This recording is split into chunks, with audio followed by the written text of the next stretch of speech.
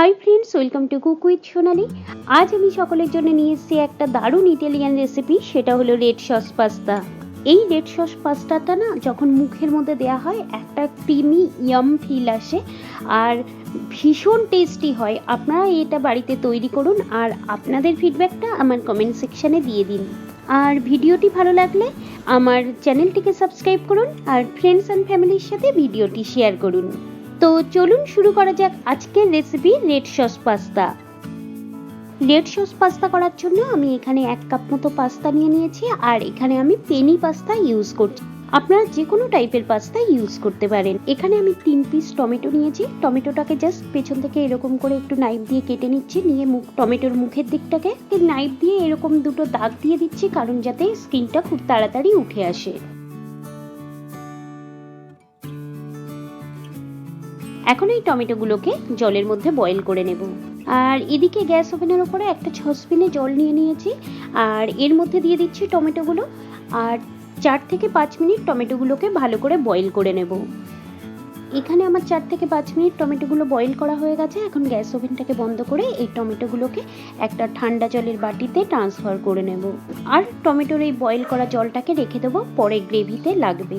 এখন টমেটোর স্কিনগুলোকে ভালো করে ছাড়িয়ে নেব। স্কিনটা ছাড়ানো হয়ে গেলে টমেটোটাকে একটা মিক্সির গ্রাইন্ডারের মধ্যে নিয়ে নেব। এভাবে সব টমেটোগুলো ছাড়িয়ে এগুলো মিক্সির গ্রাইন্ডারের মধ্যে নিয়ে নেব।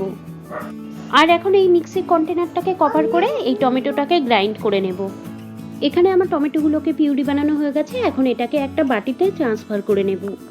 আর এই মিক্সির গ্রাইন্ডারের মধ্যে একটু জল দিয়ে ভালো করে ধুয়ে নিয়ে এটা টমেটোর পিউরির মধ্যে দিয়ে দেব।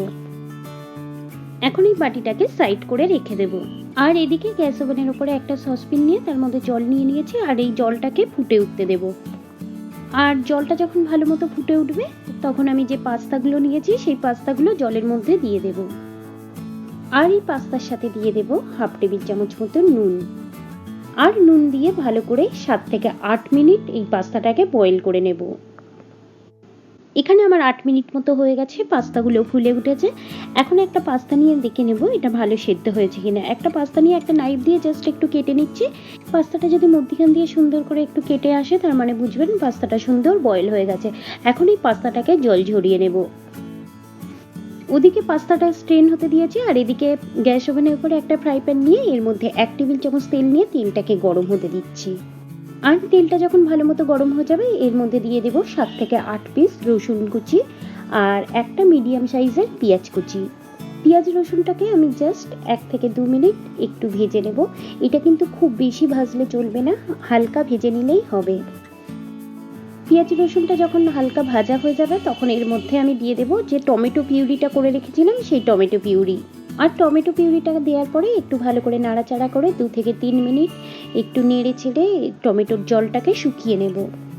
আর টমেটোর জলটা যখন শুকিয়ে আসবে তখন আমি এর মধ্যে দিয়ে দেব স্বাদ মতো নুন, 1 টেবিল চামচ ব্ল্যাক পেপার পাউডার, 1/2 টেবিল চামচ কাশ্মীরি লাল লঙ্কার গুঁড়ো আর দিয়ে দেব 1 টেবিল চামচ মিক্স হার্ব।